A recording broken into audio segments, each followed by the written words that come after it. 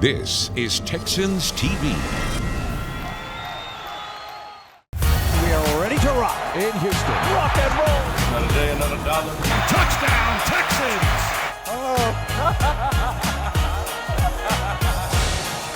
He's in. Rock and roll. Wow, what a play. Let's go, they go home. They go home. Hello there, friends, and welcome into Texans 360. I'm your host, Drew Dougherty, with my good friend and also a guy in a gray suit, Mark Vandermeer. It's good to see you. You're the voice of the Houston Texans. Yeah, he did get the memo. Hey, there's been some news. We've got a fantastic show, but we lead always with news of the week. And as you know, the Texans have made a change at head coach. Gone is Lovie Smith, and the process, Mark, is underway already for finding a new guy to be the leader on the field. Yeah, the announcement was made Sunday night after the Texans defeated the Indianapolis Colts on the road, and they went looking for a head coach immediately. Now, virtual interviews could start a few days after the conclusion of the season, then in-person interviews, well, a week later. So we'll see how it all goes. I know we're going to talk about some of the reported candidates for the position. For sure, and we've heard GM Nick Caserio, as well as Cal McNair, the team chair and CEO, talk about how it's going to be a fluid process, about 2 or 3 weeks. They shared more about what's to come in a press conference earlier this week. Well, good evening, everyone. As you know, Nick and I spoke with Lovie. These decisions are extremely difficult, and we appreciate everything Lovie has done for us over the last 2 years. We just felt this was the best decision for us at this time. We know the last 2 seasons have not been what we had hoped for, but we're excited about our future and where we're headed. I have full confidence in Nick. He has led our football operation through a difficult stretch. We talk constantly and have a plan for this process that we will execute together over the next days and weeks. We've started the process of moving forward of identifying candidates to be the next head coach of the Houston Texans. We have a lot of work in front of us, but I don't think anybody's discouraged. I think we're all disappointed about where we are here currently. I take as much responsibility in where we are, and I'm accountable to everybody in this building. Quite frankly, I'm probably more disappointed in myself more than anybody, but I'm also excited about the opportunity that we have in front of us. We didn't get the results on the field that we all would have hoped for and that we all would have wanted, that we all would have expected, but I think we have an opportunity here to move forward as we turn the page. We've positioned ourselves fairly well from a draft capital standpoint. We'll have a pretty adequate salary cap space. The only way to get better and improve is to look at all facets of your process and operation. And we're doing that not only on a football operations standpoint, we're going to do it on a coaching process standpoint. Our commitment is to find the best people, to utilize the resources that we have, to try to continue to move this program along in a positive direction. We've put ourselves in a decent position. I think that's the best way to summarize it. I think it's important, and nobody wants to hear words. It's about action, and nobody's going to be happy until we have results behind that action. So that's the most important thing. All right, so like we've said, the process is underway. You mentioned earlier that Zoom interviews going to keep going on. After the wild card round, the guys can come in the building and do these one-on-one, face-to-face interviews. And this is an attractive job. Lots of draft capital, lots more salary cap space, and there are some future stars in place on this team. There's no doubt, Drew, you have some good core players here, and then you can kind of build it the way you want it with general manager Nick Caserio. And I think everybody got excited when some of the reported names were out there who could possibly interview for this job, like Ben Johnson from Detroit, their offensive coordinator, D'Amico Ryans of the 49ers. I mean, they've all been requested to have interviews. Shane Steichen, and also with Philadelphia, John Gannon. Those are the 2 coordinators there with the top seed in the NFC. So it's all very interesting. We'll see how it unfolds. Indeed. And another big bit of news is that Andre Johnson is a Hall of Fame finalist. He's a Hall of Famer in our minds, probably in yours as well if you're watching this program, but he's got to convince, or people have to convince, the Hall of Fame voters. We'll find out the week of the Super Bowl, right before the big game itself, but it goes without saying, number 80 belongs in Canton. Well, when you look at everybody who's in and everybody who's trying to get in, he stacks up very well, and you can position the numbers a variety of different ways, Drew. But as you know, he's the GOAT. He's got to get in. Eventually he will. Let's hope it's this year at the Super Bowl. Yes, only 10 men in NFL history have more career receiving yards than Andre Johnson. He averaged over 1,000 yards per season for 14 seasons. And this guy and John Harris recently caught up with Andre. Joining us now in the Hyundai Texans radio studio, it's Andre Johnson. Like you need an introduction here. All right. Pro Football Hall of Fame's finalist, also Ring of Honor member, the first Ring of Honor member in the history of the franchise. But I'm going to start here, Andre. What do you think of all the new merch for the Houston Texans? The H, I saw you rocking the battle red jacket. What are you thinking? It's nice, man. It's different. It's different. I think it brings a little swagger, to the organization. So, I think it's got a great response too from the fans. So, I like it. I think it's gonna do well. Better battle red gear, red jersey, white pants, red jersey, red pants. We've even seen the red jersey, blue pants. Your thoughts? Red jersey, red pants. Okay, go with the all red. Yo, that was 2007. Those Broncos, right?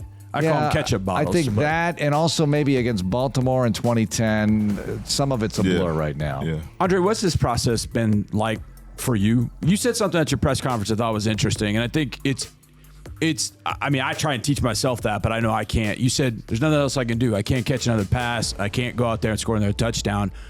So I've done what I could do, and that what you said. How has this process kind of been for you, knowing that it's really out of your hands? It's just what other people have to say, whether you get in or not. How's that process been for you? When I first got here, Kippy Brown was my receiver coach, and he used to always tell me. I had never had anybody tell me. He was like, control the things you can control. And ever since he told me that, it just kind of always stuck with me. So when people ask me, like, do I get upset, because I didn't go in as a first ballot? And I'm like, no, like, why would I be upset? Yeah. If it was me, if I could play more games and, then there's some control there, right. To affect it. But I can't do anything about it. It's in the judge's hands, and hopefully I can get in, and that's just the way I look at it. Andre, have you envisioned what that call is going to be like when you get the call or you get the knock on your door that you're in? Second part of that question: who will it mean the most to of your friends, family, teammates, etc., that you do get the call outside of you? We know it matters to you, and we hope it does. Yeah. But who will it matter to the most that's not named Andre Johnson? Probably my mom. I think it'll probably mean the most to her because,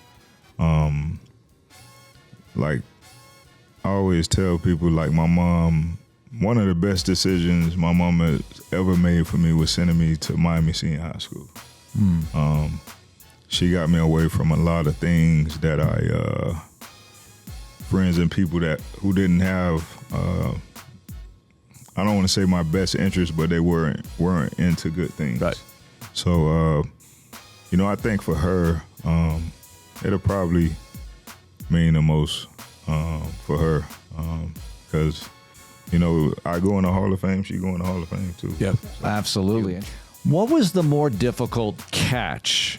All right, Arizona, we're going to leave that out because that was about yards after the catch and knocking those guys over on your way to the end zone. But I'm going to name a couple here. So let's go Washington, 4th and 10, Miami, 4th and 10 in 08, Minnesota helicopter catch in the end zone, or Titans in 09 in Nashville, right side of the end zone when you had to sort of full sprint, tippy-toe, and corral the ball. I named 4. Which was the toughest one? Those are all great Andre Johnson moments. He loves this, by the way. Wait, did you say Washington 2010? Of course I did. Okay. I just said sure. Washington 4th and 10. I was waiting that speaks for itself. Oh, you said 4th and 10. Okay. Yes. All right, I got you. The Washington, believe it or not, the Washington and Minnesota ones were easy. Really? Minnesota, you were flung around and on the I ball. like Andre's definition of easy. The reason why I say those were easy was because I was able to. I was already planted with both of my feet in the ground, and I just jumped up to catch the ball. Against Washington and Minnesota. The only thing with Minnesota, when I was up in there, I was hit. Right. That's what made me flip. But once I had my hands on the ball, I was fine with that. Miami was tough, though. Miami and the Tennessee one was tough. I will probably say the Miami catch. It's 4th down. You got to make that catch. Yeah, I would probably say the Miami catch because the Tennessee one, I was able to tip it and the ball kind of stayed in front of me, so my momentum took me to it. But the Miami one, I still, right now, to this day, don't know how I caught that. Yeah. There's a lot of people that saw that don't know how you caught it either. Reached over Jeremiah Belt. All right, Andre, thanks a lot for joining us. Congratulations on being a finalist. We'll hope for the best. We'll catch up soon. All right, appreciate it. Coming up, it's the top 10 plays of 2022. Don't go anywhere.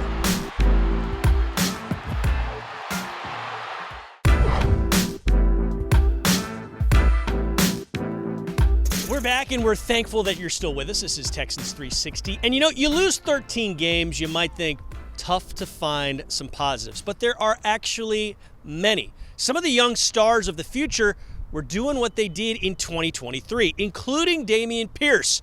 His angry run at Jacksonville is going to be very, very high on this list. It's the top 10 plays of the season that was. 2nd and 11 from the Chicago 19. Fields in the gun. Backs motion, and now Fields throwing downfield over the middle. It's picked off. Petrie with the pick. Fields unloads deep, and it's picked up by Petrie. Taken across the 50 to his right 45 and brought down at the 39-yard line by Herbert. Petrie with pick number 2. 2 receivers left. Willis gets the snap, looking, throwing over the middle. It's intercepted. Christian Harris down the right sideline. He's out of bounds. Texans have the ball on the pick. 4th and 20 at the Colts 28. Mills all alone in the backfield. Here's the snap. Davis looking. He scrambles out to the right. Got to get rid of it. Throws it to the end zone and caught it. Jordan Akins. My goodness. On 4th and 20. Akins with the catch. Driscoll fakes the give. Now running to his right. He's going to throw downfield, and it's caught by Amari Rodgers. Touchdown! Oh my goodness! What a throw by Driscoll! And welcome to the Texans, Amari Rodgers. On 3rd and 2, Mills takes the snap. Mills throws left sideline, and Nico trying for the catch. There's a fight for it. Nico has it at the 42. There's a flag down. Mills with the toss to Pierce.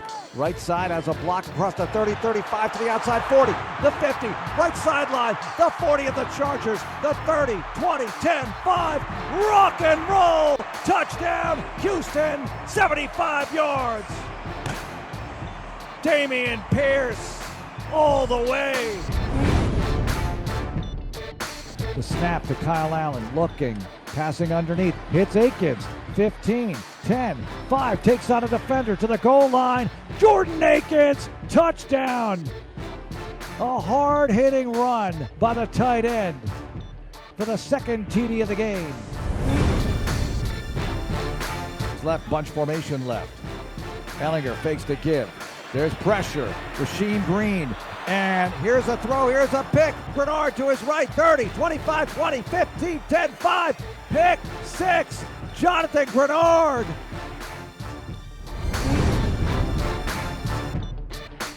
Brevin Jordan is the fullback. Mills will throw. Mills gunning it long down the right side. Wants Chris Moore. And he's got the ball inside the 30-yard line along the sideline. Big play to Chris Moore. 2nd and 5 from the 22. Pierce again. Over the middle. 20. Breaks a tackle. 15. 10. Gang tackle inside the 5. Does he stay on his feet? He does, down to the 2-yard line. What a run by Dameon Pierce. Got out of trouble again and again until Cisco brings him down. 1st and goal, Texans. After the break, DP Sidhu and the Deep Slant. She finds out the interesting things about our Houston Texans. Hey, welcome back to Texans 360. And one of the fun things about this show is we try to give you a glimpse of who these guys are under the helmet, who they are as people, not just football players. And somebody who does a tremendous job at that is DP Sidhu. So my good friend DP has a weekly interview called The Deep Slant, and here's some of the best from the year that was the Deep Slant. What are some of your hobbies? What do you like to do with your free time? I mean, I got like a smaller group. I like to go to aquariums. You do? Yeah, I went with my mom for her birthday. Wait, in Houston or in Louisiana? In Houston, Which one? Moody Gardens? I can't remember the name of it. They had Or is the one they have downtown? a Ferris wheel at the end of it. Yeah. That's the downtown aquarium. So that was a good one. I'm really with my family majority of the time, and like we're just finding different stuff, Different things to do in places Houston. to go. Yes. All right, so we're playing Dallas this week, and a lot of players are not really super familiar with Houston-Dallas rivalry, but you grew up in Houston. So what do you remember most about just the Houston-Dallas, not liking the Cowboys, living in Houston? What do you remember about that growing up? I just know that like Dallas is just like our little sister, you know. Dallas wants to. Well, I'm talking not the team, the city. The city as a whole. the Okay, city sure. as a whole. Yeah. I was gonna say, I don't talk crap like that. No. Like anybody from Dallas will tell you like they hate Houston, but they don't know why they hate Houston. We don't hate Houston. We don't hate Dallas. We just think that they're our little. Yeah, sibling, little sibling up north that you yeah. visit every now and then when you have to. It's like a one-sided beef. It kind of is. All right, so when you look up your name, I think one of the first things that pops up is your dad. You have a very famous dad, T. Martin. I remember him playing for Tennessee. So growing up with a famous dad like that, did he push you to be a quarterback? Nah, he didn't actually. He I was, like I said, I played running back. It was just like whatever you want to play, son, just play it. But then he's actually the reason I switched to receiver as well. Because I was playing running back, he was at Southern Cal, and that's really why I changed to receiver, just being able to play under my dad and taking coaches for him and just making plays in that camp. I was looking at your Twitter, and I have to ask you something because, and you'll see why.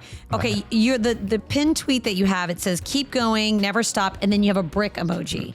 Okay, tell me what the brick emoji means. So it kind of just means just keep stacking. Keep stacking the bricks. So it's like pretty much just building like a foundation of a house or so. Okay. Just keep stacking bricks. Just count your days. Just continue to keep going and and just keep faith in God and just keep going. You have probably one of the best pregame rituals. You told Drew Dougherty that you watch He Got Game before every game. Do you still do that? I do. Do you watch the whole movie? So I don't. Or do you watch parts of it? I watch parts. So I used to watch the whole movie the night before the game, but it just gets a little hard, with the change of schedule. Right. But I definitely get the clips that I need to get in. Do you have to be super healthy? Like you're 13 in the league. Yeah. Do you have to clean up your diet a lot, or do you have like a little wiggle room as a defensive lineman? I have a little wiggle room just because it's so humid here, so we're able to kind of sweat it off. Right. Yes, but I mean, coming off of Halloween where the kids went trick or treating, and then, as they like to say, they got to pay dad taxes. Of course. So I take a nice little percentage of that candy. What's candy? What's the candy you're taking? Oh, I'm taking the peanut M&Ms, the Reese's.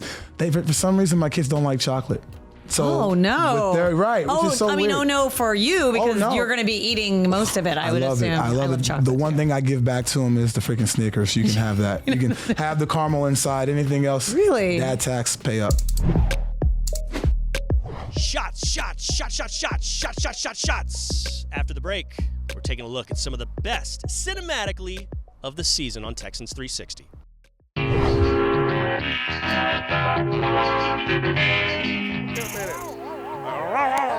I ain't gonna lie. Hey, look. I'm gonna tell you this now. They got the wrong one running it, because look at all the cones. All the cones on the ground. Nah, this is what you call them payroll coaches. The coach that just want to sit around and get paid for nothing. You see?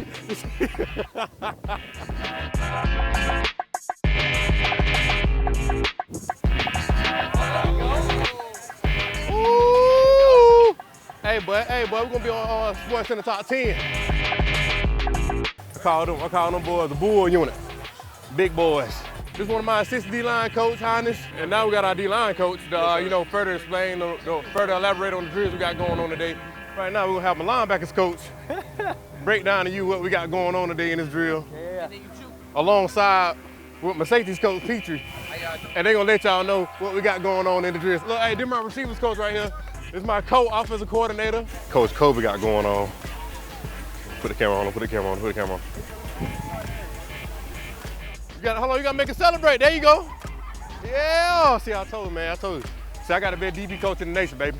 Top rank, look, top rank. I'm gonna give them pay raise this year now. Hey, that's all the time I got today. That's all I got to say to y'all folks. Hey, it's been real happy. Appreciate y'all for having me. Hey, your boy DP out. Go Texas.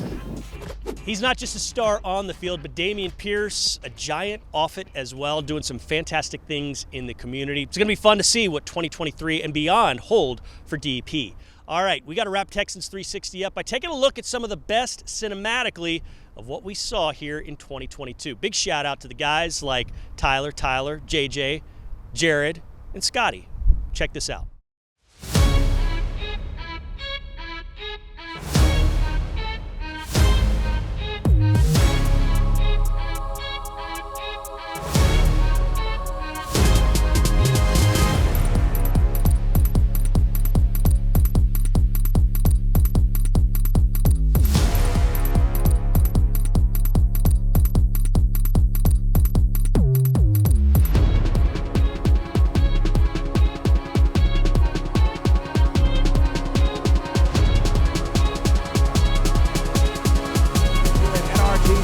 for Liberty White kickoff to begin the 2022 campaign. Wilson is down, he gets more, 45, 40, and it's picked up by Petrie. Nico at the 20 is brought down in the red zone. Big play to Nico Collins.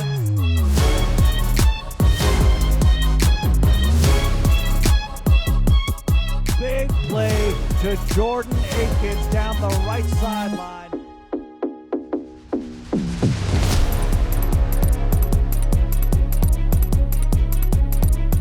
Running left, takes it to the goal line. He's in. Touchdown, Houston.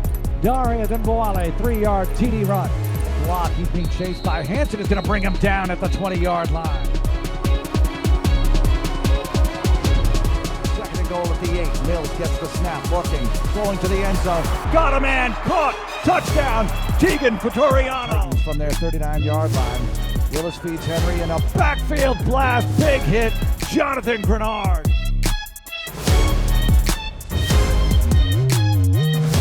Here's a throw, here's a pick. Grenard to his right. Pick 6. Jonathan Grenard. Into the end zone and caught by Jordan Akins. Touchdown, Houston. All out of time here on Texans 360, but we do appreciate you watching, and we can't wait to see you again next week, same time, same place. This show would not have happened without JJ, Scotty, and Tyler Sudarth himself putting it all together. And if you want more, it's really easy. Just go to the Houston Texans mobile app. Go to HoustonTexans.com or check us out on YouTube as well. So long, and go Texans.